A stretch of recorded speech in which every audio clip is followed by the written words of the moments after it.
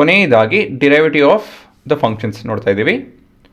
If y is equal to e to the power of x, then the derivative of y would be, ನಾನು ಇದನ್ನು ಮತ್ತೊಂದು ರೀತಿಯಲ್ಲಿ ನಿಮಗೆ ಉತ್ತರ ನೋಡಿಸ್ತೀನಿ, ನೀವೇ ಹೇಳ್ಬೋದು ಡಿರೈವೇಟಿವ್ ಏನು ಅಂತ ಹೇಳಿ.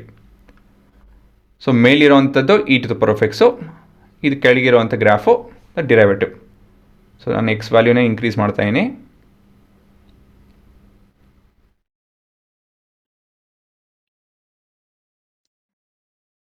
ನೋಡಿ, ಇವಾಗ ಎರಡು ಗ್ರಾಫ್ ಕಂಪೇರ್ ಮಾಡಿ ಏನು ಕಾಣ್ತಾಯಿದೆ ಹೇಳಿ. ಒಂದೇ ತಾನೇ, ಇದೂ ಹೇಳಬೇಕು ಅಂತ ಹೇಳಿದ್ರೆ ಒಂದೇ ಅಂತ ಹೇಳ್ತು ಅಂದರೆ derivative of e to the power of x is e to the power of x itself. ಅದು ಸ್ಲೋಪು ಇದೇ ರೀತಿಯಲ್ಲಿ ಬಿಹೇವ್ ಆಗುತ್ತೆ, ಸರಿನಾ. ಮತ್ತು ಮುಂದೆ log of x, derivative of log x is, ಅದನ್ನು ಕೂಡ ನೋಡ್ತೀನಿ. ಮೇಲಿರೋವಂಥದ್ದು ಲಾಗ್ ಎಕ್ಸು, ಕೆಳಗಿರೋವಂಥ ಡಿರೈವೇಟಿವು.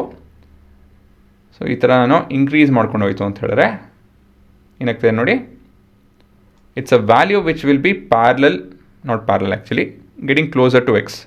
ಅಂದರೆ ಎಕ್ಸ್ ಹೆಚ್ಚಾಗ್ತಿದ್ದಂಗೆ ಇದು ಕಮ್ಮಿ ಆಗ್ತದೆ derivative value. So it is of some nature which is of this manner ಅಲ್ವಾ, ಇನ್ವರ್ಸ್ಲಿ ಪ್ರಪೋರ್ಷನಲ್. ಹಾಗಾಗಿ ಇದೇ ನಿಮ್ಮ ಉತ್ತರ.